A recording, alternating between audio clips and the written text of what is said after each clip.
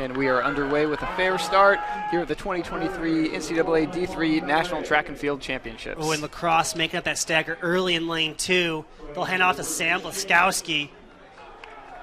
Blaskowski was out at the long jump earlier. He's already had a busy day. The D3 100-meter record holder continues to give his team the lead as they go around the final turn. Lacrosse looking really good there on the inside. Looks going to be lacrosse and Rowan going 1-2.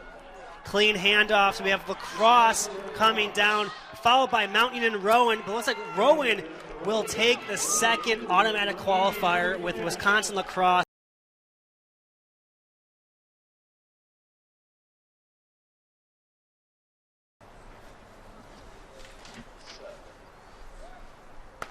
And we're away in Heat 2, the women's 4x100-meter relay. And lane 7 is out. That's Jasmine Crawford of Whittier. She's currently second in the nation in the 100-meter as she gets her team to the lead. But don't count out Kenadee Wayt from Mount Union in lane 8. She makes up that stagger and is going to hand off the baton. First, it looks like we'll see what the inside looks like here as they go into the final exchange here. Elmhurst in lane 2 running well. We'll see as they come down the exchange here. It's going to be Mount Union and Loris, missed my lanes again. Mount Union and Loris with the big Qs. Elmhurst in third, but Loris is going to take home the big Q, followed by Mount Union. And our qualification picture is now coming into view at the completion of 2 heats in the women's 4x100-meter relay. Your automatic qualifiers there are going to be Loris, who we just saw win that heat, followed by Wisconsin lacrosse and Wash U and Mount Union. Those are your 4 automatic qualifiers. They finished top 2 in their heats. Walden Wallace scratched the 8 to compete, but here we go. They're not holding them on the line at all. They're just letting them go, and it seems like we've got a little bit of a battle for position down the home stretch. We'll see if they throw on the brakes or just keep it rolling.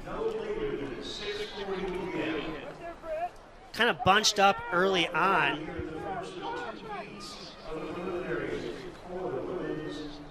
As they come around the first 200 meters, we'll fill you in on who is leading. It looks like Erin Ivers of SUNY Geneseo taking the lead here. She had a fantastic story. She dropped 8 seconds almost, or 7 seconds from on the last chance meet to get into this meet. SUNY Geneseo is peaking at the right time. All 11 women bunched up. We see Urban there tucked in on lane 2, just off the shoulder. Pretty content not to take the lead, but she's not kind of taking that tactic of hanging out in the back. She's there ready to respond to any moves should they come early. Yeah, she's in a good spot right now on the outside there. Looks like that is Chrissy Amon of Bates with the lead as Erin Ivers overtakes her as I say her name. Erin Ivers continues to lead with Chrissy Amon, of Bates. Yeah, a lot of bunched up. A lot of things can happen here. If you're Annika Urban, you don't want to be in this situation, but you kind of are on the outside, so it's good. But you don't want to get tripped up if anything bad happens. Yeah, we're spread across almost 3 lanes here. Running a little bit of an extra distance, but honestly, if you're running fairly slow, the extra distance doesn't matter. But as we say that, Urban comes up on the shoulder. You imagine that they're going to start getting antsy here. It's really stressful running in a big pack like that. Yeah, with 2 laps to go. She's already in lane 2. She's going to need to tuck in a little bit here. But she is in a good spot. She can see what Ivers will do. Evelyn Battleson-Gunkel of UChicago now moved into 4th.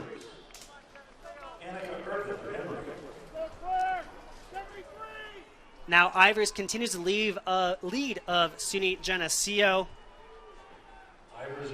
Ivers looking good right now. She's got maybe a meter gap. Seems like she's finally starting to push on. It's kind of the same script we've seen in each of these prelims. Around that 3rd lap, somebody decides to create a little bit of separation. We now see the pack spreading out just a little bit. Yeah, we'll see what kind of kick they have. They know they need to be in the top 4 as Ivers continues to lead over Urban, Amon, and Evelyn Battleson-Gunkel. Everybody's still in it here as we round the turn. Urban continuing to look good just in the pocket. As I say that, she may just be squeezing into the lead. Yeah, kind of drawing near with Aaron Ivers, but here comes Madison Gunkel of UChicago as they come down the home stretch for the penultimate lap. The bell lap, 9 women still in it, looking for that top 4 as someone on the inside tries to sneak through, and they do. Amon kind of got shouldered there and lost a couple steps. Yeah, that's Vivian Kane of NYU. We forgot to mention her impressive improvement at the last chance meet. She qualified for both the 1500 and 5K on the very last day, and now she's in this prelim looking to be a top 4. Another person who dropped 7 seconds or more on her 1,500 meter PR as Evelyn Madison Gunkel continues to take the lead here with about 250 meters to go. Madison Gunkel pulls 3 clear of the field. We've got maybe a 2-meter separation. Remember, top 4 automatically qualify out of this field. The peloton giving chase there. It looks like it'll kind of come back together as we hit 200 to go. Yeah, you can see the top 4 have kind of positioned themselves away from the last 5 or so. Madison Gunkel, Annika Urban, Vivian Kane of NYU, and that's Amelia Lehman of Wisconsin Oshkosh moving into the top 4. Looks like Annika Urban wants to take this one home. She gets about a stride lead. She'll take this first seat, but Madison Gunkel looking really good in this prelim. And that's Brittany McCauley of Mount Union to finish 5th. Hopefully she likes that time and could be into Saturday's final. Yes. Spoiler alert, we don't want to spoil that too early, but I did. She's bored with the hurdle championships. Yeah. Underway in Heat 2. Middle of the track in lane 4. Out hard, Eliza Brunkaj of TCNJ. Pulling away from the field. Gwen Shepherdson looks like a distance runner out there, the way in which her form looks. Saw a stumble there in the outside lane, but seems to have recovered. Eliza continues to lead here from TCNJ, coming down the last turn here. 3 hurdles to go, but here comes Gwen Shepherdson of SUNY Geneseo. They're going to draw even here with 2 hurdles to go. Fighting for that big cue, but here comes Gwen Shepherdson. SUNY Geneseo pulling away with ease now. It's a strong run from Fiona Meiko from Colby. They're in that 3rd spot. Shepherdson takes the big cue.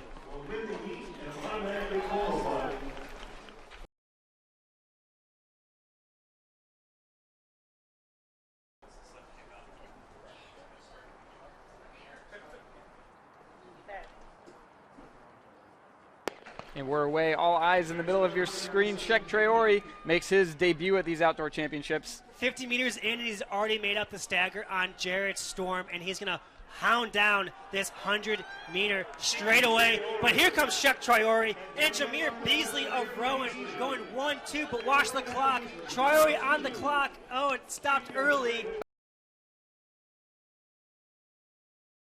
Firepower here in the prelims, champion versus champion, and they'll be 5 and 6. So Adelia Coleman will get to watch what Kenadee Wayt does. 200 is kind of an interesting event. Indoors, obviously, you're running 2 turns. Outdoors, you're only having to deal with 1. So we'll see how Kenadee deals with this prelim. She's got a big weekend ahead of her. She's in the relays and a part of the 400 as well. No, excuse me, the 200 as well. And we're going off, as mentioned, Kenadee Wayt out hard, followed by Adelia Coleman and Ava David. But there's Lauren Jarrett on Kenadee Wayt's outside of Wisconsin Lacrosse. Lauren Jarrett looking to get into Saturday's final, but here comes Coleman. It's going to be Lauren Jarrett of Wisconsin Lacrosse. Never count out Mount Union. Looks like they're running their B squad, though. I talked with Matt McBride before this, and they're fired up for this event. You know, they're the defending national champions, and they want to make sure they continue to honor the Mount Union tradition of winning 4x4s or having 400-meter All-Americans.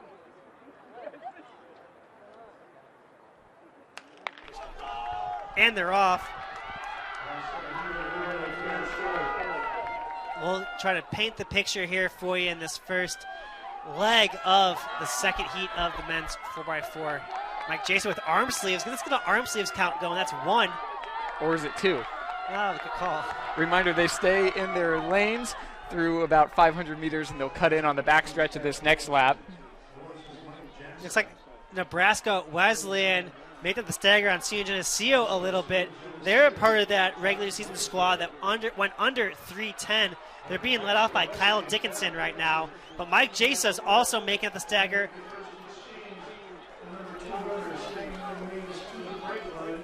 Nice to see Jasa moving so well. Bodes well for his championships. Looks like we're away clean through that handoff, and we approach the cones. They'll enter your screen here in just a moment. You'll see athletes bolting for that inside lane. We'll get a pretty clear picture of what's going on. Yeah, Mount Union continuing to lead right now, followed by Nebraska Wesleyan and Loris. But look on the outside, Lance Jensen of SUNY Geneseo going around the whole entire field. He doesn't look like he ran a 400-meter hurdle event today, did he? Yeah, this home stretch will definitely tell us if he's expending too much energy right now. Mount Union is responding to it and not relinquishing the inside lane. Looks like he may be paying for that hard move just a little bit. Mount Union, they're going to enter the handoff neck and neck. A great leg by John Carroll there, getting them back into contention. But, yeah, Mount Union continuing to lead, followed by Senior Geneseo, then Nebraska Wesleyan, John Carroll. And it looks like is that Loris charging looks like back? Loris, yeah. Headband count, got another one. Loris absolutely charging there into 4th.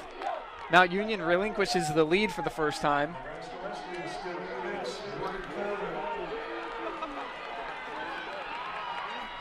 Geneseo, that's Kieran Sheridan, followed by Mount Union. Mount Union's coming Nebraska back. Wesleyan, Loris, John Carroll.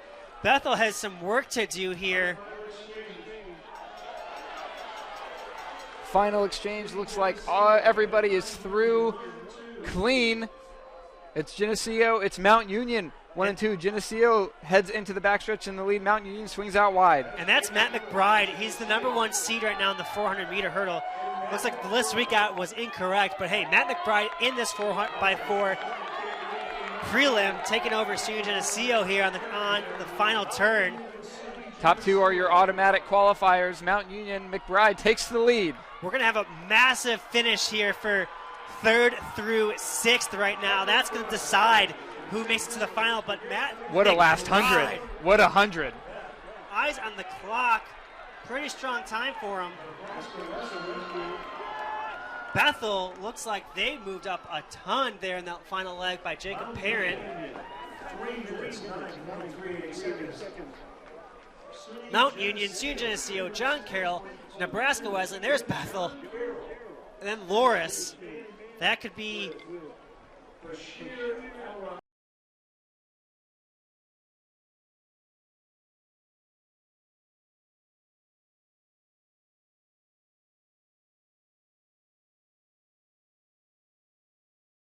Mount Union bringing back Madison Miles, Kennedy Gibbins, Kenadee Wayt.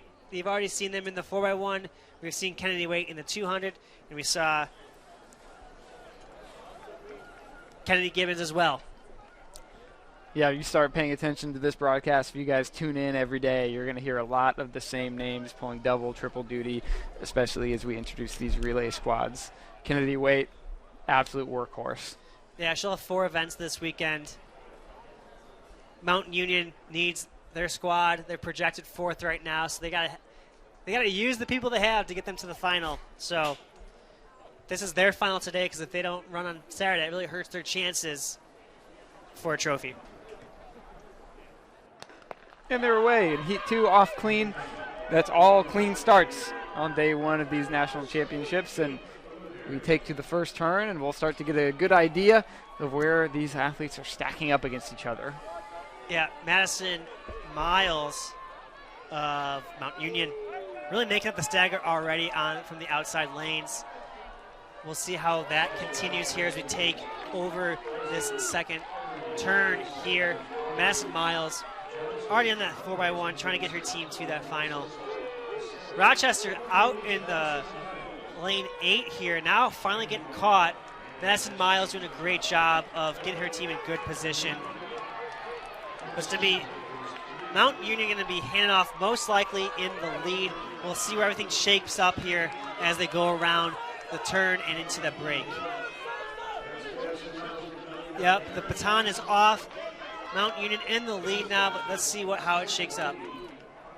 Reminder, as they finish this turn, they'll see the cones cut into lane 1. It's a fight for position in that inside lane.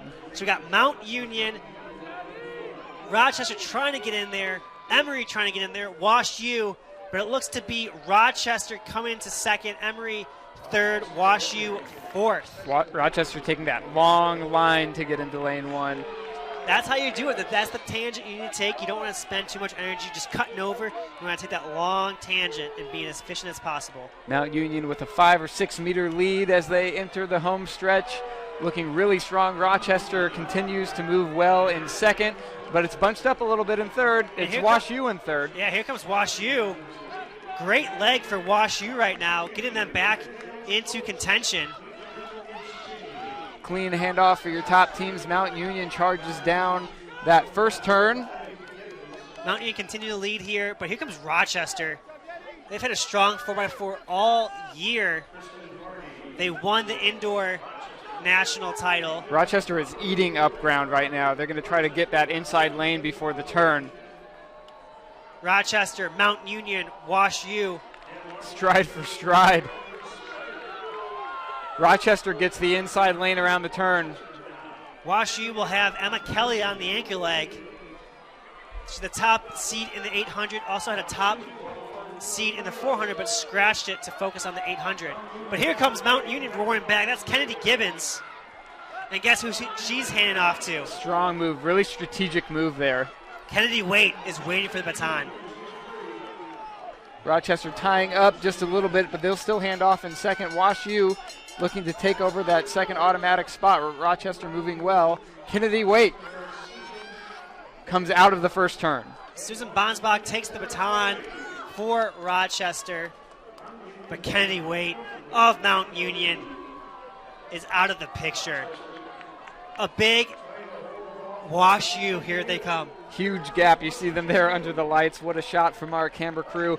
Kenadee Wayt enters the far turn, looking really, really strong to lock up an automatic spot here in Section 2 of the women's 4x400. Yeah, with Kenadee Wayt locked up, hopefully we get a great shot of what the battle for position 2 is going to be. Wash U versus Rochester. A great angle there on your screen. Emma Kelly takes over on Rochester right now. Does Bonsbach have an answer? Nope, but Emma Kelly will get a big Q for Wash U. Rochester looks to be okay on time. And then Rowe in there in fourth. Yep. And there you have it. That was our final prelim of the day. We'll pull up the compiled results here. Make sure you guys know exactly the teams to expect on Saturday evening. Mount Union, Loras, MIT, and Wash U, your automatic qualifiers.